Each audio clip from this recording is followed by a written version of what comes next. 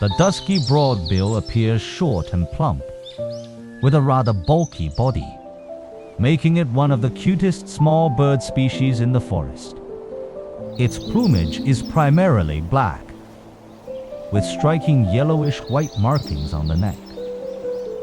Its bill is particularly distinctive, pale pink in color, short, thick, and wide, so much so that the width of its head is nearly the same as the width of its bill. Its legs are slender and short, with the front 3 toes joined together in a syndactyl structure.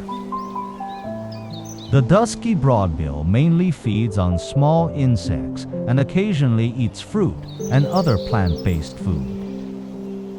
It is primarily distributed across Southeast Asia and China's southeastern coastal regions. In 2009, it was listed in the IUCN Red List of threatened species.